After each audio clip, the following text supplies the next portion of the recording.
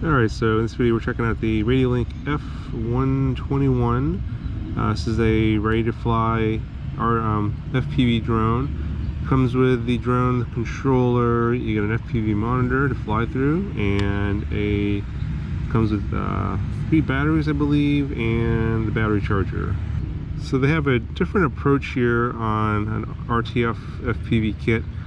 It's pretty basic. You got brushed motors here instead of brushless motors. Fixed angle all-in-one camera. It is using 5.8 gigahertz FPV. The flight controller on this is not using Betaflight, so it's some proprietary flight controller. It does not have acro mode on here. It just has like a 2 altitude hold modes, like a low and a high, and a stability mode. So everything does come pre-bound from the factory.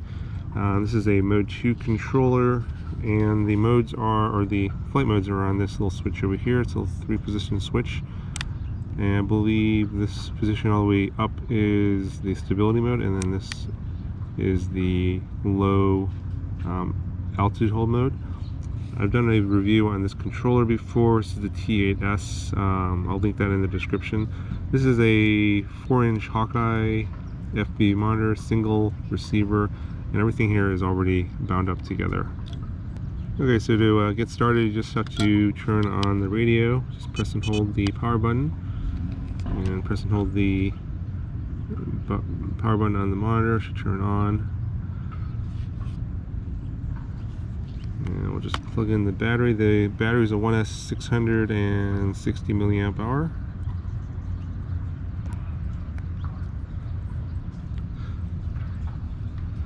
And you can see we have an image here. And to start the motors, you just hold the throttle down and yaw to the right. That'll start the motors. And to stop the motors when you land, hold the throttle all the way down and yaw to the left, and that will stop the motors.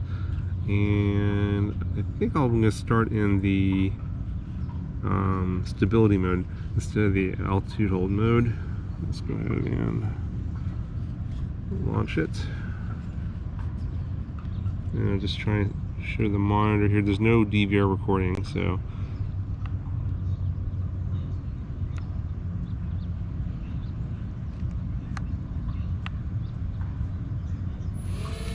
there we go.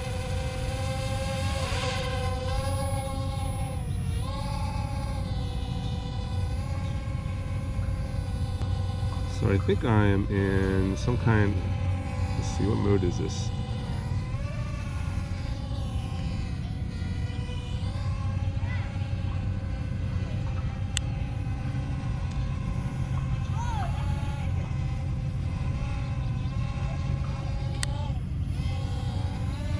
Yeah, this is the altitude hold mode.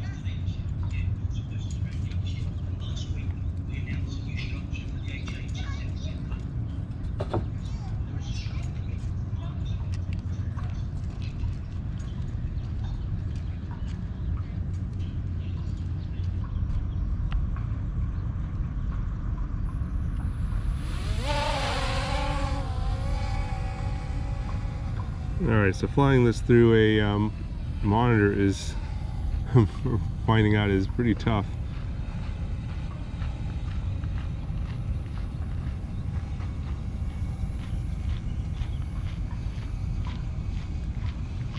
And the camera is not so good.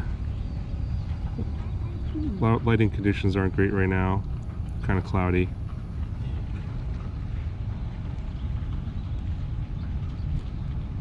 The two altitude hold modes are you can't tell much difference between them, and even that and stability mode is pretty similar.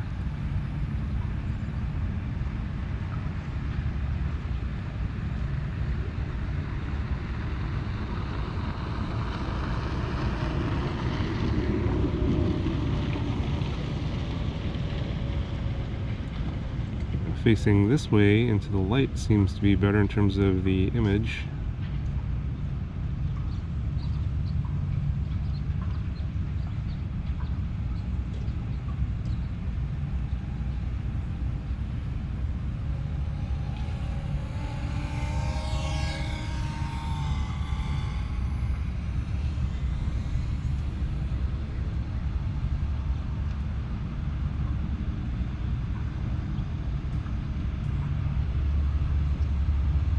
It's not particularly bright outside, but this screen's difficult to see. The screen's not very bright and the image isn't very clear. It could be mostly the camera.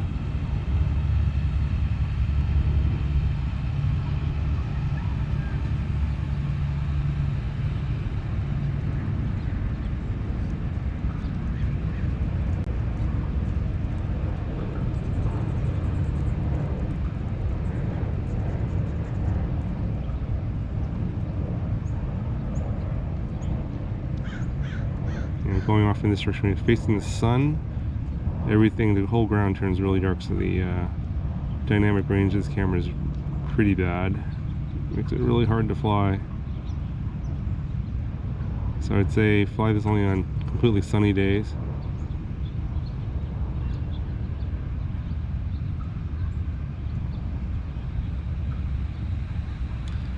So I think I'm in stability mode right now, so it's just basically you have to control the throttle. But even in the altitude hold mode, the throttle, I don't know, it didn't seem like it was working all that great.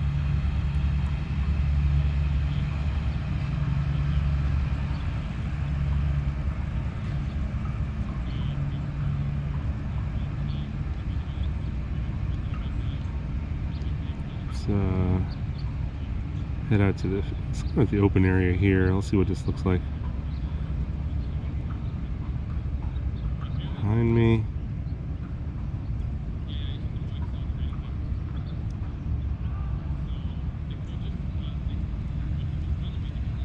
So when you face into the sun here like this, the screen all turns totally black.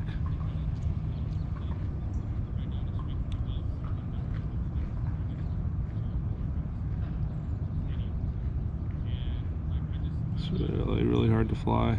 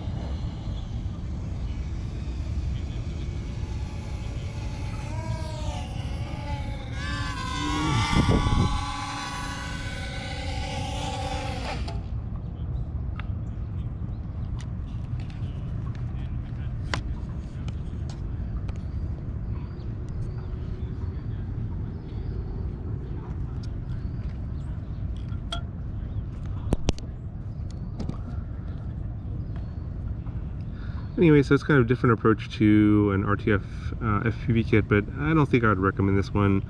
I think it'll be harder for you to transition to a real FPV kit later. There's no acro mode, and the altitude hold mode is kind of useless, I think, in my opinion. The camera on this is pretty bad. You know, in certain lighting conditions, you can't even hardly see. So here, let me just see if I can give you proper image here. It's getting brighter out now, but this screen is probably just not. This screen and camera combination is really bad. So I don't think I'd recommend this kit as a beginner kit. I'd say get the Beta FPV kit instead. I'll link that down in the description. But yeah, I was kind of hopeful the altitude hold mode would be kind of useful, but this one doesn't seem to be the case. Anyway, that's gonna do it for this video. Talk to you guys in the next one.